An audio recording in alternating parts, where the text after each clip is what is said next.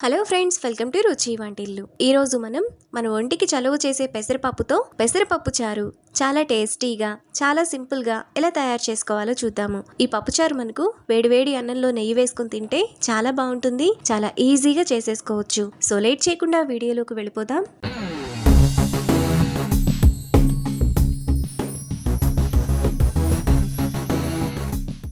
ముందుగా పెసరపప్పు చారు చేసుకోవడానికి కుక్కర్ తీసుకొని అందులో ఒక చిన్న గ్లాస్ పెసరపప్పును వేసుకోవాలి.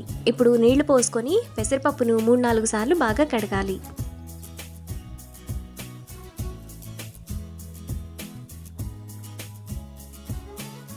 పెసరపప్పును ఇలా కడిగిన తర్వాత అందులో పెసరపప్పు మునిగేంత వరకు నీళ్లు పోసుకోవాలి.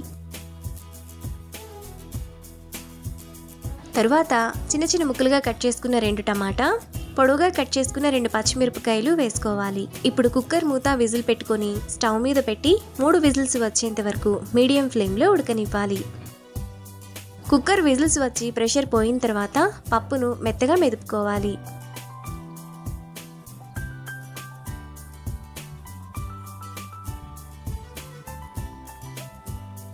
పప్పును ఇలా మెదుపుకున్న తర్వాత అందులో 3 గ్లాసులు నీళ్లు పోసుకోవాలి. పప్పుచారు మీకు పల్చగా లేదా చిక్కగా కావాలనుకుంటే వాటర్ని అడ్జస్ట్ చేసుకోవచ్చు. ఇప్పుడు 1/2 టీ స్పూన్ పసుపు, 1 టీ స్పూన్ కూరల్లో వేసుకునే కారం, టేస్ట్కి తగినంత ఉప్పు, చిన్న నిమ్మకాయ సైజ్ అంత చింతపండు రసం, 1 రెమ్మ కరివేపాకు వేసుకొని కలుపుకోవాలి. ఈ పెసరపప్పు చారులో ములక్కాయ ముక్కలు, సొరకాయ ముక్కలు, క్యారెట్ కూడా వేసుకోవచ్చు. ఇలా కలుపుకున్న తర్వాత పప్పుచారును స్టవ్ మీద పెట్టుకొని 10 నిమిషాల పాటు మీడియం ఫ్లేమ్లో మరగనివ్వాలి. 10 నిమిషాల తర్వాత పెసరపప్పు చారు మనకు ఈ విధంగా మరిగిపోతుంది. ఇప్పుడు స్టవ్ ఆఫ్ చేసుకొని పక్కన పెట్టుకోవాలి. తర్వాత స్టవ్ మీద మరో గిన్నె పెట్టుకొని అందులో 1 టేబుల్ స్పూన్ ఆయిల్ వేసుకోవాలి.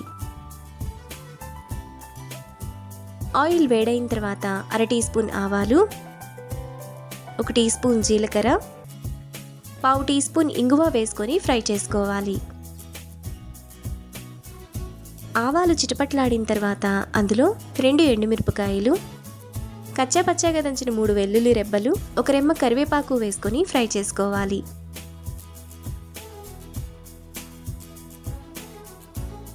తాలింపంతా వేగిన తర్వాత అందులో సన్నగా తరిగిన ఒక పెద్ద ఉల్లిపాయ వేసుకొని ఫ్రై చేసుకోవాలి.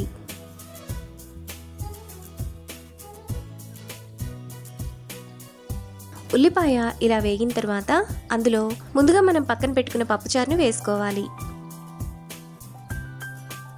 ఇప్పుడు అరకట్ట సన్నగా తరిగిన కొత్తిమీర వేసుకొని కలుపుకోవాలి.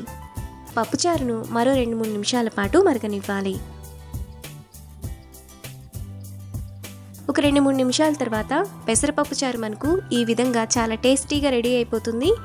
ఇప్పుడు ఈ పప్పుచారును వేడివేడి అన్నంలో నెయ్యి వేసుకుని తింటే ఎంతో టేస్టీగా, సింపుల్గా చేసుకునే పెసరపప్పు చారు రెడీ.